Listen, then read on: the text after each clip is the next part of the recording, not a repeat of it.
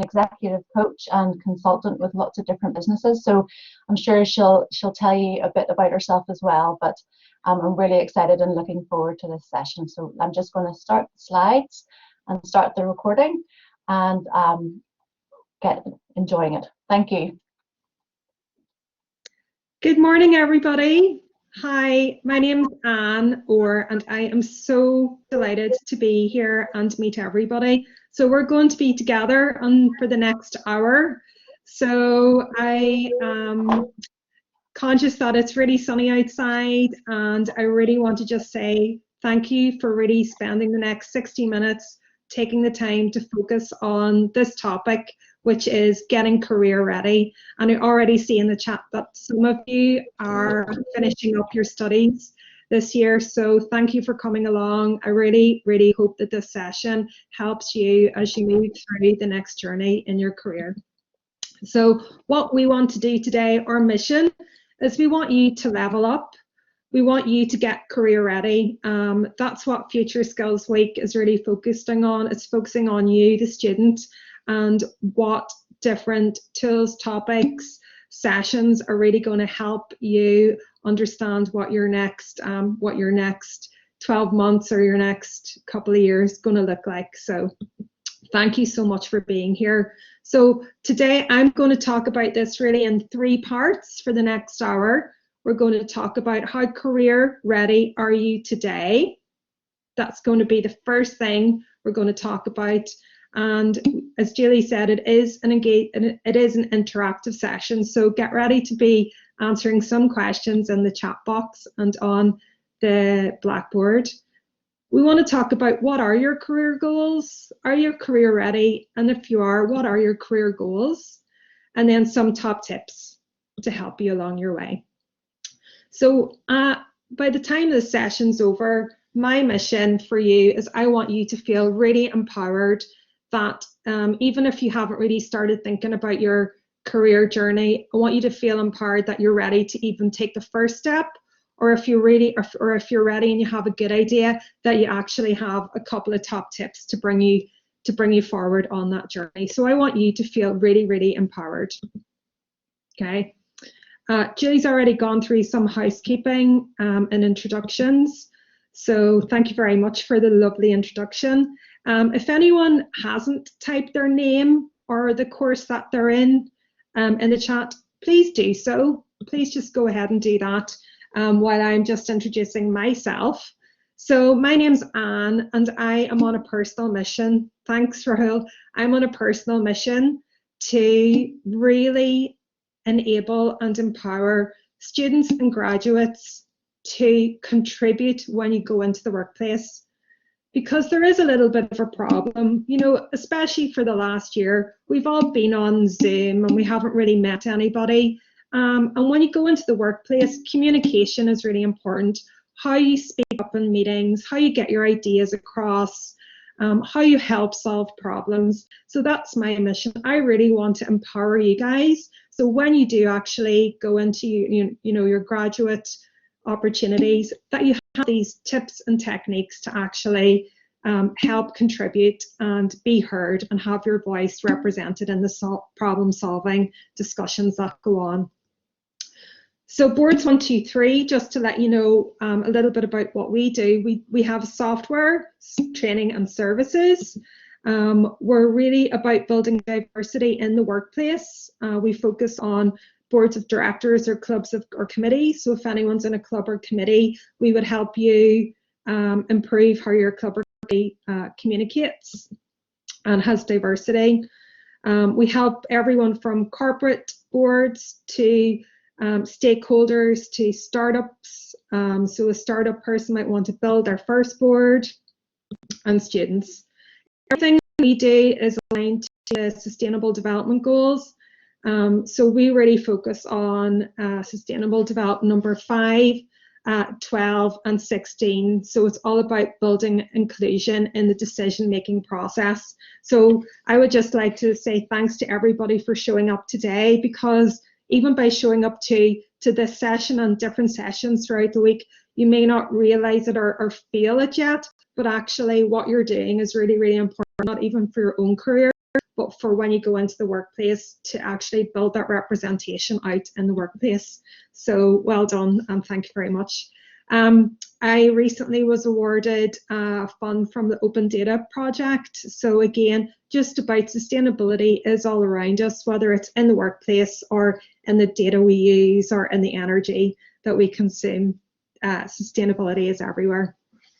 So my second introduction is our little mascot, and his name is Oscar. So he's our company mascot dog, and he sniffs out bad meetings. So he's here to help us today as we go along our journey about building up to see if you're career ready and helping you as you move into the workplace. Oscar is here to help you. And if anyone has a little pet at home that they have sitting beside them, feel free to bring them along to today's session. They might enjoy it. So Oscar loves sticking his head out of moving vehicles, but he really hates bad meetings. And who likes nobody likes bad meetings, right? We've all been there, we've all sat in bad meetings. So what I want to do today is I want to really empower you to understand that bad meetings, why bad meetings happen, why it's important for you to embrace your performance in meetings, and how meetings, if you go through the next hour, you can actually unlock all of these really simple ways to improve not only your own performance, but actually help the rest of your team and win lots of, professional benefits from actually in your career as you actually go through and understand how to make meetings work for you and also work for the company that you're in. So before we get started, I just again really want to say thank you for your time today. Thank you for the focus between now and 11 o'clock.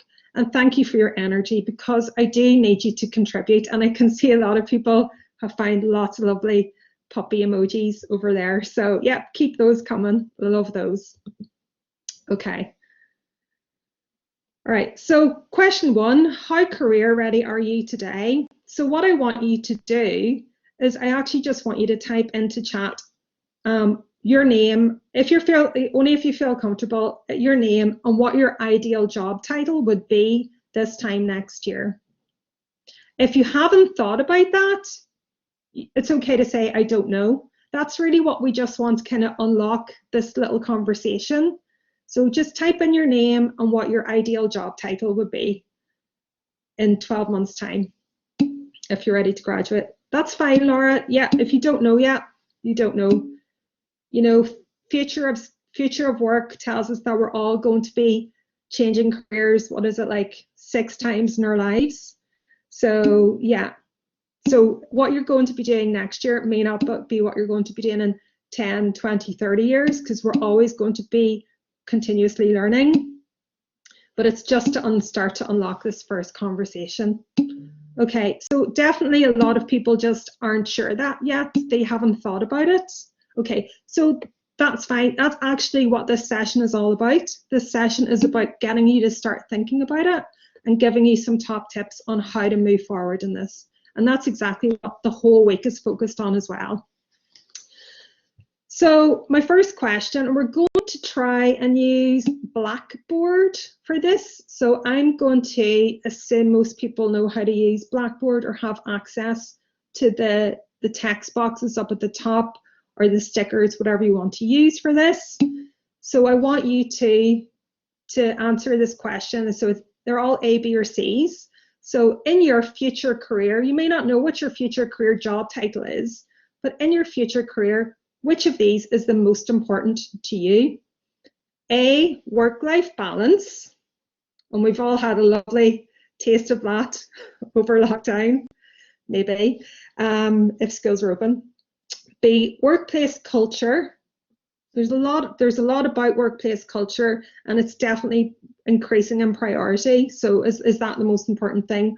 Or is C the most important thing to you in your future job? C is opportunities to apply my knowledge and skills. So you can either type A, B, C or in chat, or if you want to use Blackboard and You can use the chat box, but if you want to put if you see the T at the top of the screen, you can actually type or your name into the white boxes that Anne has on the screen. It's up to you. So like you would do that. Okay, so we've got lots of A's. Work-life balance. Lots and lots of A's. Opportunity. So work-life balance. Okay, interesting. Yeah. Oh, thanks for using Blackboard. This is great, actually. If you haven't used Blackboard, give it a go. It's really easy. Lots more A's coming through. Okay, I definitely think the A's have it with your group. Work-life balance. Okay, so you don't know what your job title is, but you do know which of these is the most important to you, okay? So that's great. That's the first thing you really need to think about. So second question, how do I clear the screen? Okay, second question. Oh, thank you. How focused are you on getting career ready? So A, B, or C. So let's try and use Blackboard for this one, I think. So you get the T at the top and you type your name in. So how focused are you on getting career ready? Are you A, not focused because you're focusing on your studies, which is totally fine? Are you somewhat focused because you've started building your communication, leadership, and teamwork skills, maybe in a club or a society or in a part-time job or some additional research opportunities that you might be working on?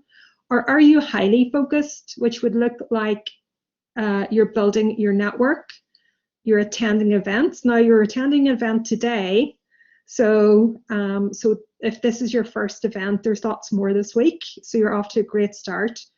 Building your online profile, or you might have a mentor. So UU Connects would be your mentor portal. So much opportunity here. Okay, somewhat focused has the most amount. Fantastic. So all we're doing is I want to empower you to actually see there's small things that you can do now while you're still working on your studies to get you on that career journey. Thank you so much, by the way, for using Blackboard. All right, so part 2, what are your career goals? So does anyone know what BHAG stands for? So it's by Jim Collins. It stands for Big, Hairy, Audacious Goal. So it's similar to, thanks Brandon for putting the UU Connects link into the chat box there. So UU Connects link is in the chat box for any of you guys that need that. So Big, Hairy, Audacious Goal.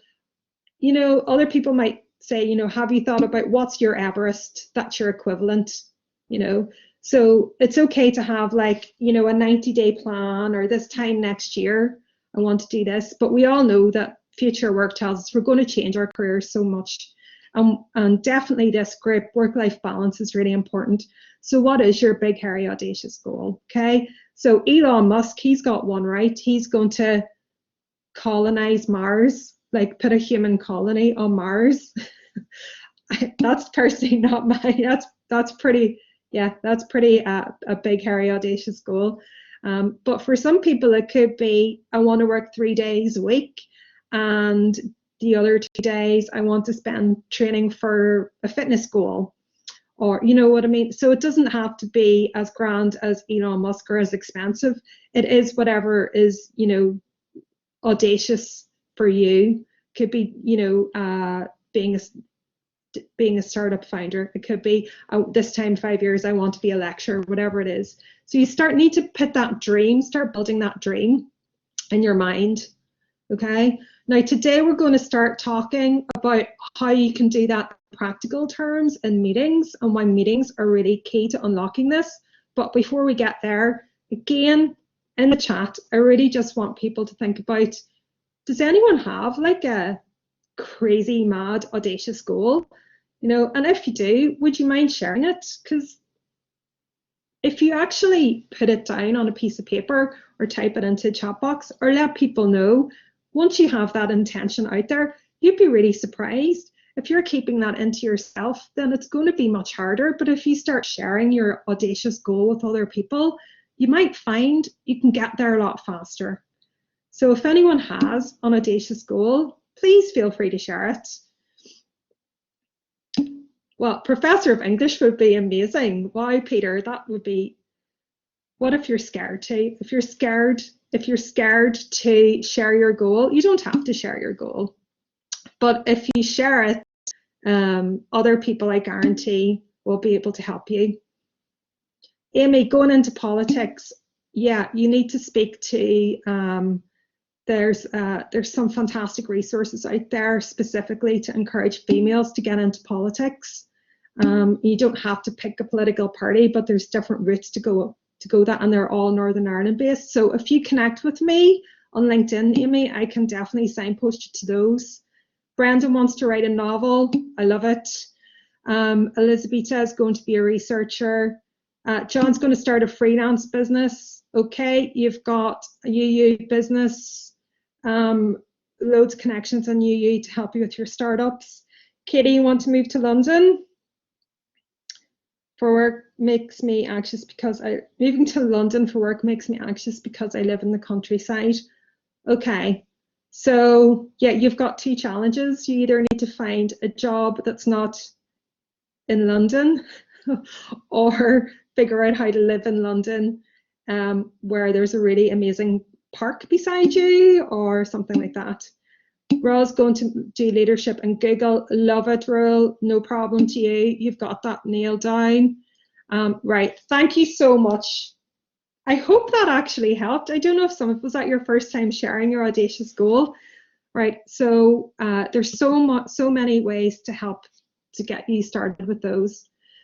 So A, B, or C question. Let's do this on Blackboard again because we're getting good at Blackboard. You will need to work with others to achieve your goal.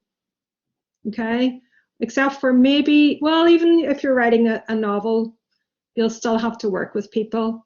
So how do you feel about that? Are you thinking, A, that's awesome. I enjoy working with others and I'm really confident. Are you kind of thinking, okay, I'll do it, but I'm not great at speaking up in teams, but it's okay, I'll do it. Are you thinking, no, C, really, I discovered I preferred my own company during lockdown. Okay, so a bit of a mix. Okay, so we're all over our own company. We're all ready to re-engage with society again. Yeah, me too. That's a good thing. No rule, you can do it. You'll be great. You can't be leadership in Google if you don't really want to speak to people, or maybe that's a good thing. I don't know. All right, so fantastic. Okay, so we're all ready to re-engage with other humans. We don't need to go to Mars to colonize Mars. Okay, well that's good because I wanted to ask you guys a question. If you're all ready to speak to other people and getting ready to mingle again with the rest of the world after our year of isolation, I wanted to ask you guys. We're moving now into the whole meetings part of it. But before we get there, I want to ask you if you like, do you like getting invited to parties? Do you like to go to parties? Yeah? Okay. So I want you to think about the next party you're going to get invited to. It could be a family gathering, it could be Christmas, it could be a birthday party, it could just be a nice picnic. It could be, it could be, yeah, maybe a barbecue at somebody's back garden, okay, but you're invited, okay?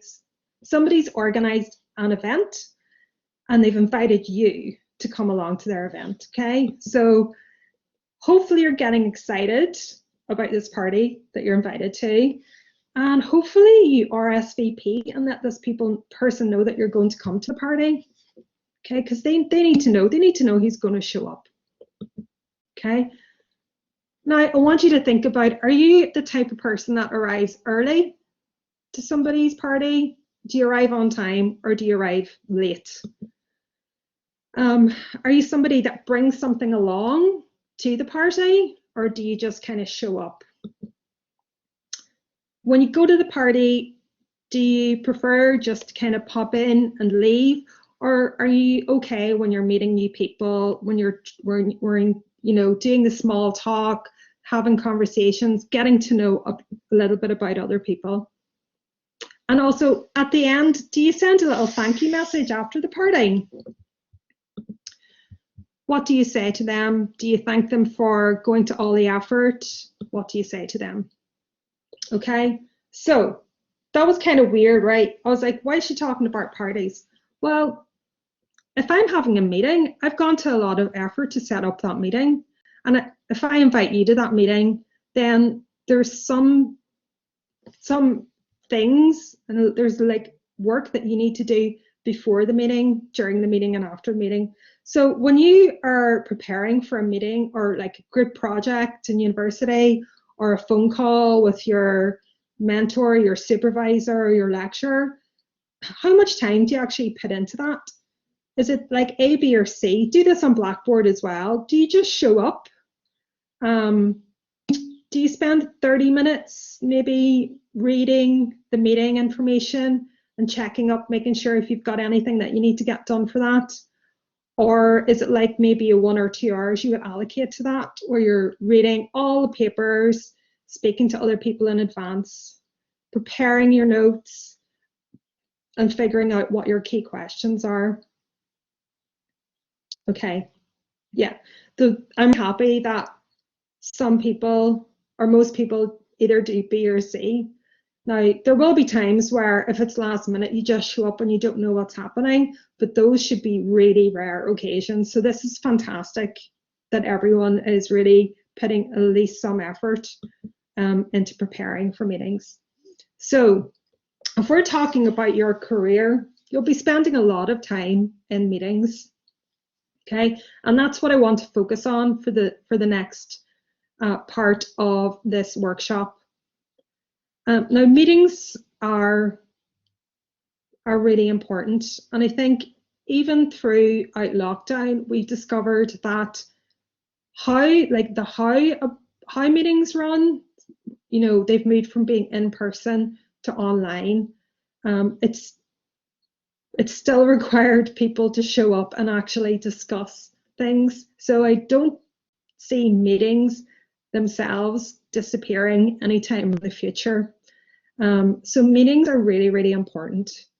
So there's, practical reasons why we have meetings, and then there's the more like soft skills side about why we have meetings. And I really want to encourage everybody to understand that whether you are in a leadership position and you're running a meeting, or it's just your first time going to a meeting, everybody can get a benefit from meetings. So we have meetings because they bring teams together to discuss and communicate and collaborate.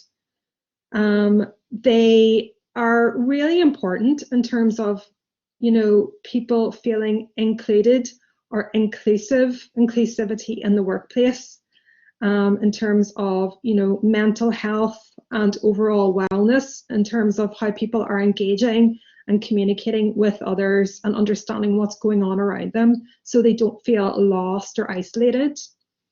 And then on the practical side, the reason you really have meetings is because you want to understand what are the problems? What are the problems inside the company? What are the problems your customers are facing, or your patients are facing, or your suppliers are facing? You want to use meetings to generate ideas, different ways to solve those problems, and then select the one that really matters to you. Yes, setting goals, perfect. Yeah, set goals in meetings and actually understand how do we get, if we want to achieve that goal in the meeting, discuss what the plan would be around achieving that goal. Love it. So today in your, in your university time, you may have some meetings, but when you definitely move into the workplace, you really will spend quite a bit of time on meetings. So the next question for everybody is, why is it really important for you today to come along to this session to improve your meeting skills? So which one of these, you can pick 2 or 3, which one of these would you see as the problem or the area that you need to improve on the most? Do you need to, you can pick 2 or 3, yeah. Boost your confidence? Do you want to reduce your anxiety in group meetings? And trust me, that is a real thing, especially after COVID. You know, we're all disconnected. We need to go through this connection, this process of reconnecting. So that it's not, if you feel anxious before a meeting, trust me, that is like that's a general issue that most people are experiencing at the moment. You want to improve your knowledge of workplace etiquette, improve your diversity, equality, inclusion, and decision making. So how do you bring along a greater diversity of people to your meeting? Improve your leadership skills. You want to be able to motivate others. Improve my job and career prospects. Okay, we're definitely going to be looking at that one, and get my point or idea across in meetings. Okay, so definitely there's 4 standout ones there. Take a screenshot of that, which is boost my confidence, reduce my anxiety in group meetings, improve my job and career prospects, or get my point across in meetings. So if we just pause here for a little second, I mean, does anybody want to come off mute and actually talk about why they picked any of those? If you do, feel free to come off mute and just say, you know, maybe like if you struggle to get your point or idea across in meetings, like, why do you think that is? Or can you give an example? I'm just gonna jump on here. I'll put on the camera if it works.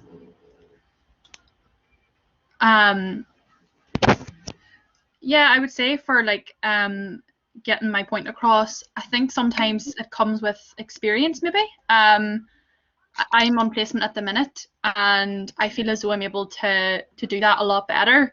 Because I suppose whenever you're in uni, you're more used to maybe putting your point across by writing as in a report or coursework. But then whenever like you go into a job, you have to get used to being able to say it in a way that's concise and makes sense without, because I would have a tendency to ramble, and then you get your point across, but it's just a bit like you could have said that in a couple of words, if you know what I mean. That's what I would say. Well, okay, I think you need to know about, well, first of all, thank you so much, Livia, for sharing. That was amazing. Thumbs up, whoop, whoop. There's 2 things to remember. People process ideas and thoughts in different ways. So you might process your thought through speaking, whereas somebody else might actually not speak for the entire meeting, but what they're actually doing is processing their thought, and they may just come up with that one killer idea at the end. It's not that they just plucked that out of thin air, it's that they were looking at you and thinking, oh gosh, she's so lucky, she can speak and she can use words to process her idea. And then the grass is always greener, right? And the other person is like just getting really frustrated because their idea is all in their head and it's just taking them longer to get. So it's not necessarily a negative, and sometimes rambling is really good because what you're doing is you're sparking off other ideas.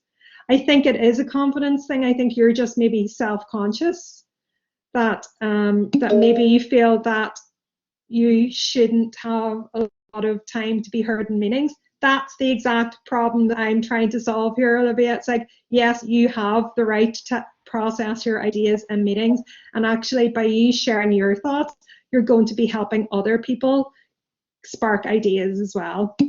Now, if you do feel you want to solve that problem, you can do a lot of preparation before the meeting or after the meeting as well, okay? You know, or you could even say, okay, I'm just, you know, okay, guys, I know I'm going to end up speaking for like longer than, you know, 2 minutes here, so, you know, feel free to stop me at any point if you feel I'm rambling, but let me just suggest A, B, C.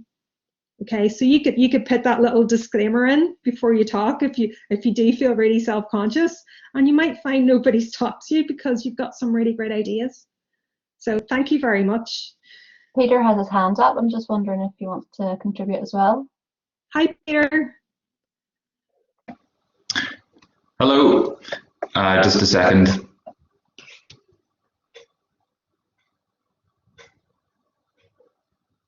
Is my camera working? Can't see you yet, Peter. Can definitely hear you though. Okay.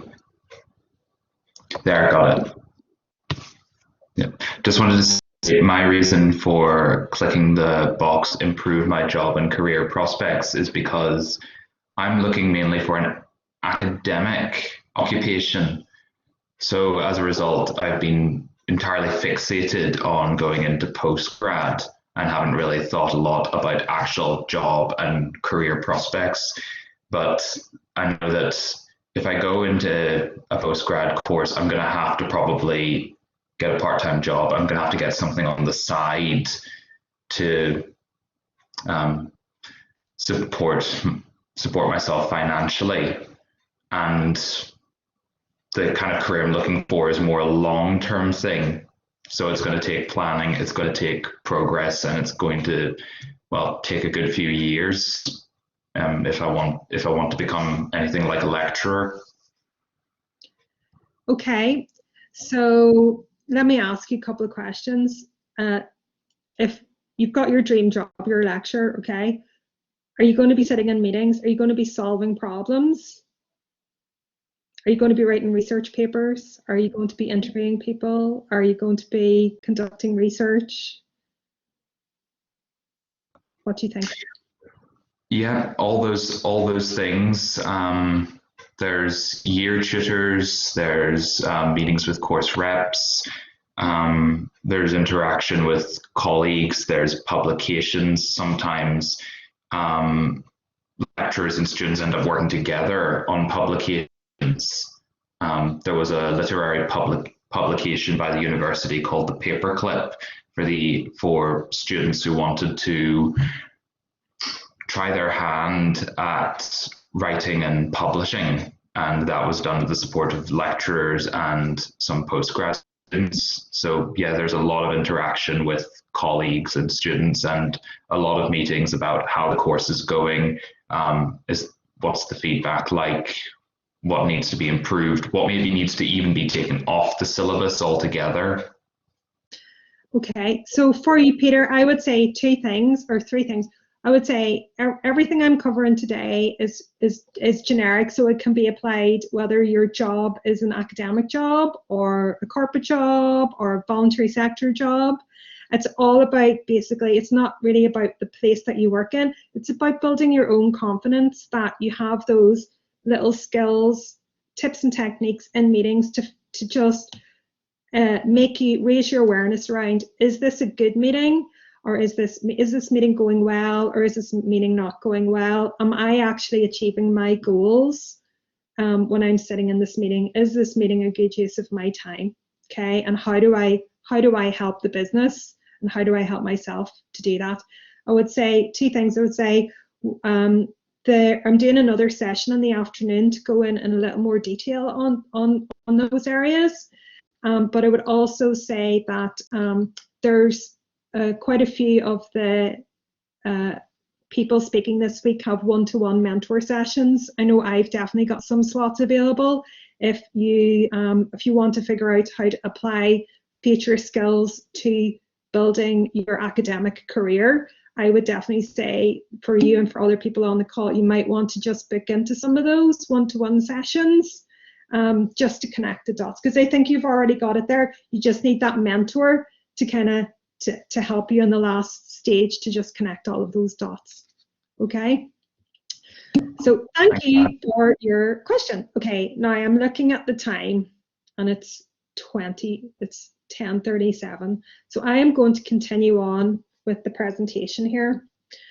Right, so we're kind of coming back down the mountain, guys. So remember, at the very top of the mountain and halfway through, I invited you along to a party. So what I want to do now is explain the different acronyms for party, P-A-R-T-Y.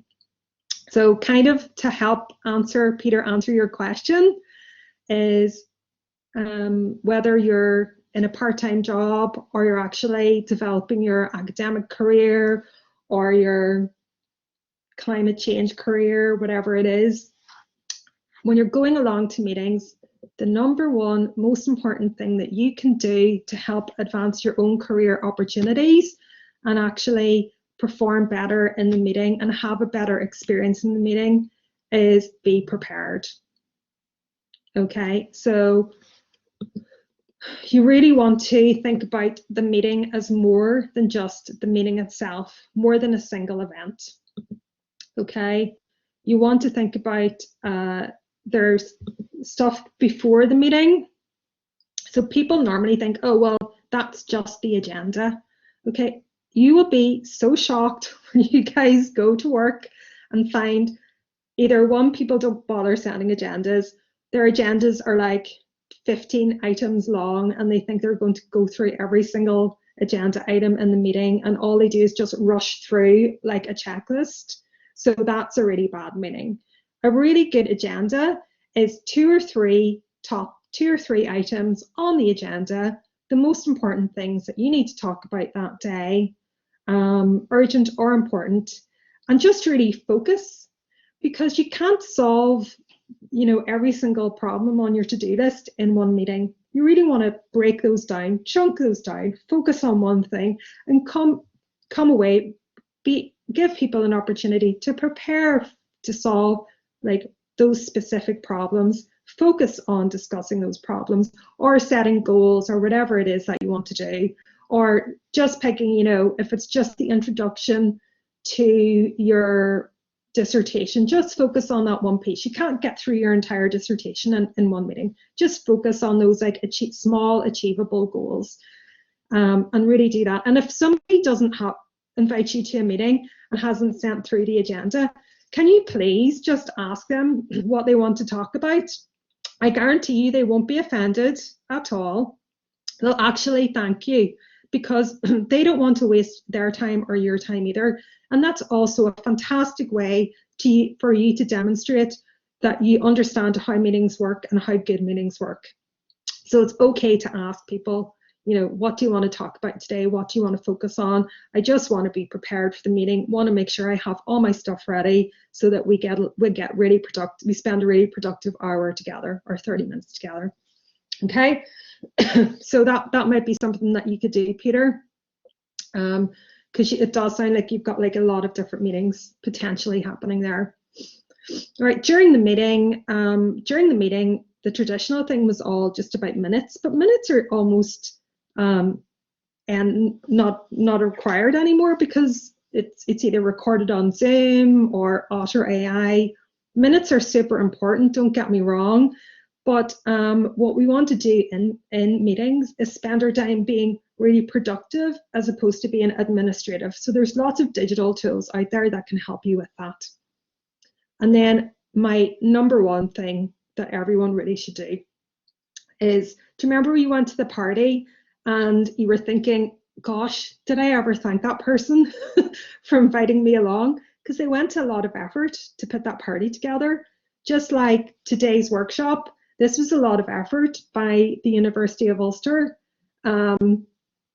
team to put this whole this workshop on, and the whole week of workshops for everybody. So even to follow up with a thank you or whatever it is, again, what you're doing is you're demonstrating that you were present, you were engaged, you were aware. If it's a workplace meeting, following up and asking for help to clarify something. So there's so many ways where, if you're in a meeting, Olivia, if you're in a meeting and you feel that you don't want to take up too much time during the meeting, these are different ways where you could go before or after the meeting. There's different opportunities here for you to build those relationships, get a deeper understanding of the problem, and actually build those like deeper connections in the workplace as well. So really quickly, if you just want to pop up on the Blackboard there, which one of these would you spend more time on based on what we just talked about? Thanks, Olivia. So do you think you need to spend, just you personally, but do you think you need to spend more time getting ready before meetings or after meetings, doing the follow-up? Thanks, Brandon. Yeah. So this isn't just for but for people who are starting off their career. Trust me, this is like a constant, it's constant learning cycle. Whenever you start a new job or join a new team or get a new position, you know, these things are just, you're constantly going to go around a circle and go, okay, you know, if it's a new thing, you have to do a lot of stuff before the meeting. If you're in a leadership position, you might find that after the meeting is where you get most of your questions. Okay, so arrive on time. This one's pretty self-explanatory, but yeah, you can't beat arriving on time for a meeting. So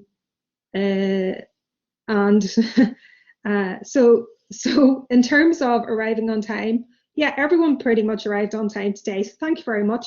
But if anyone has anything that blocks them from being on time, do they want to just pop it into the chat?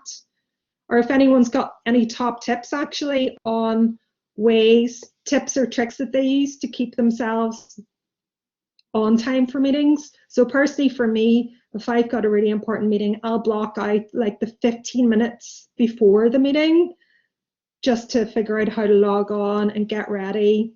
Yeah, because there's always poor internet connection, always happens. If organized, so tips to get you more organized.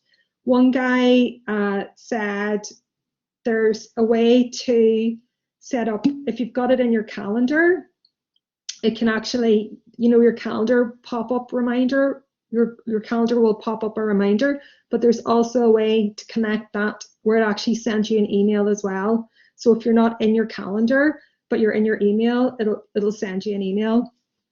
Held up to another meeting. Traffic, is that even a thing anymore? Distraction from children whilst working at home. Yes, too much to do, not enough time. Yeah, it's a struggle. It is really, really hard being on time. And it's hard to focus on bringing your best self to a meeting when you are overwhelmed with lots of other things in your life. Whether it's, you know, trying to get space at the kitchen table to work, or finding the time because you're held up in other meetings or in traffic or in your commute.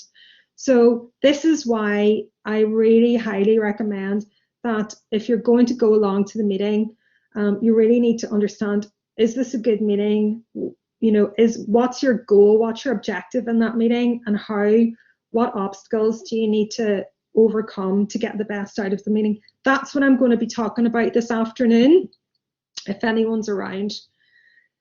Clarifying your role is really, really important. So why are you actually in the meeting? That's something people struggle with quite a lot, especially if you have a touch of imposter syndrome, which we all do. You're wondering why you've even been invited to the meeting. Okay, so in the interest of time, we'll just go through this instead of using the blackboard.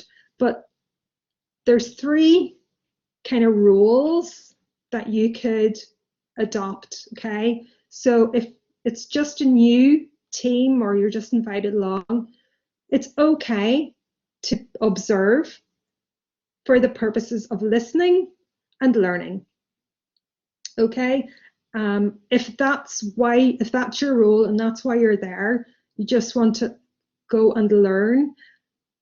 Honestly, if you're learning and that's your objective, that's your goal for that meeting, and you haven't spoken, don't feel that you've had a negative experience, because if you've agreed in advance, I want to come along, I want to listen and learn, I probably won't say anything or contribute at this point because I don't feel I understand the problem, or I haven't got any ideas for a solution. That's okay, because those conversations are conversations you just have before or after the meeting. So as long as you let people know, I'm just going to come along and listen today, you know, to your new manager, then just clarify that. And you know, that to me, that's a really amazing, powerful, strong thing to have a discussion around. Okay, if you're ready to contribute, you know, then you can contribute, but you have to do the preparation in advance.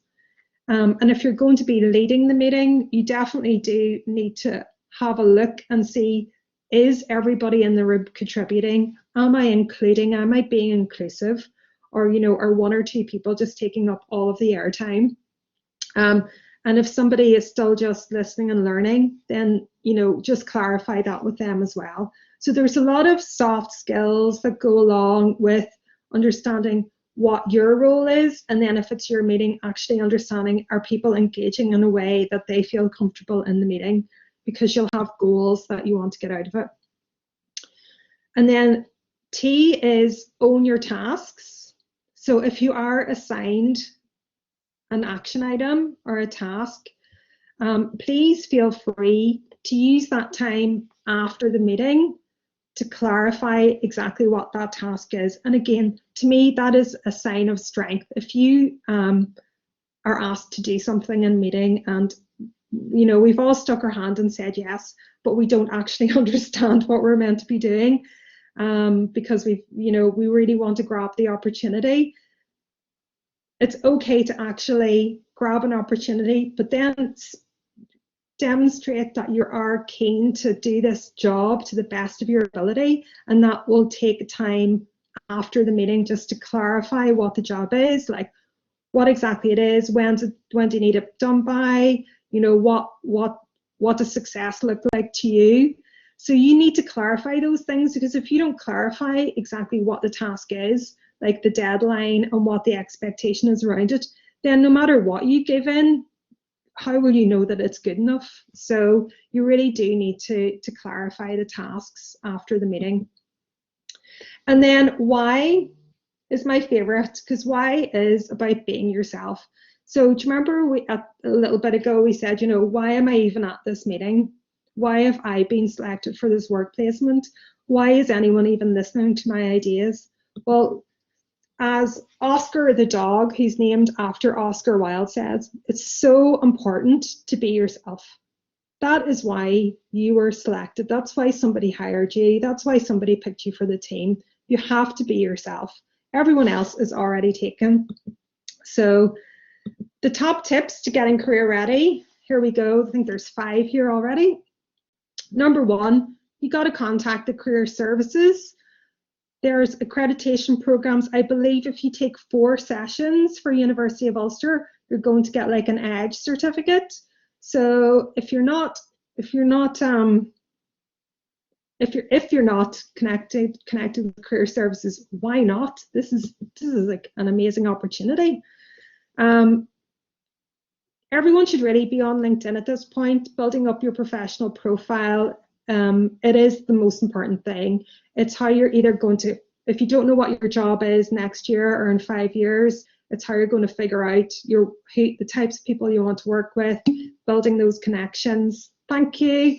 So there's something in the chat there around the EDGE accreditation, if anyone wants to know about that. Okay, number 3, find a mentor. Again, UU Connects link was in there. I think there's hundreds of people on there that you can connect with, and trust me, every single person that's signed up to be a mentor has done that because they want to help you. It's not a trick. So you need to get onto the mentor program and embrace meetings. They are career building opportunities. If you are dreading meetings, what I want to do today is I want to empower you to flip that around and actually think, well, 1, is this a meeting I even need to be going to anymore? So it's okay to churn out of meetings if you're not getting anything from it. But 2, if you're not getting what you need to get out of it, then you need to talk to somebody about that and maybe change the time. If you're under too much pressure, just say, look, this time never works for me. It's just always the busiest time in my house. Can we please change it? Because I really want to make this meeting a positive experience. 3 o'clock on a Friday just doesn't work in my house. Okay, just have those conversations. You know, people just want to get the help and make sure that you're getting the most out of meetings that you can as well. So party, which is be prepared, arrive on time, understand what your role is, understand what your tasks are, and be yourself. Party. That does a little dance, that thing. Okay, so we are finished in terms of what I wanted to talk about today. I'm going to put a little link in the chat. So there's lots of links in chat here. So send that. Okay. Yeah, so I am finished up with my talk a little bit early, so I'm really happy about that. So could I please ask everybody to either scan the QR code, and on your phone a little like Safari window or whatever will pop up, and fill in the feedback form. Or I've put the link over there in the chat box. Has anyone got any questions or anything they want to go back over or cover? Because we've got a few minutes here. I'm totally welcome to do that. If you want to raise your hand, could you do that, and we'll go for that. Just a reminder that we're on Instagram, so if you have a photo of your pet, put that up, and then our little mascot Oscar will give you Oscar approves thumbs up. Follow us on Instagram. There's also another session with me this afternoon at 1 o'clock. And then on Friday, I'm doing the triple stack hack on how to boost your CV. So that's really going into the nuts and bolts of meetings and how to unlock the power of meetings for your career. Okay. Yeah, so it's board. If you want to get in touch with me, there's my email address, ann@boards123.com. Somebody have their hand up? Anybody got any questions?